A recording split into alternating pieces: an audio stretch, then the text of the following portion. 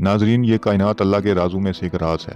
Science کی صدیوں پر محیط ترقی اور تحقیق اس کائنات کا 1% بھی معلوم نہیں کر سکی۔ کائنات کی عجائبات پر غور کرنے والے اس کے راز کی جستجو میں رہتے ہیں۔ سائنسدانوں نے خبر دی ہے کہ ایک دمدار ستارہ ہے جو 71 سال میں صرف ایک بار زمین کے قریب آتا ہے، اور آج کل وہ زمین کے قریب موجود ہے۔ دراصل دمدار ستارے ایسے اجرام فلکی ہیں جو بنیادی طور پر دھول، پتھروں اور برف سے مل کر بنے ہوتے ہیں۔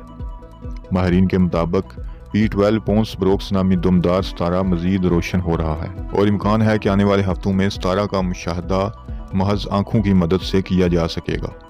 یہ ستارہ اپنا زیادہ تر وقت نظام شمسی کے بیرونی حصوں میں گزارتا ہے، جہاں بہت سردی ہوتی ہے۔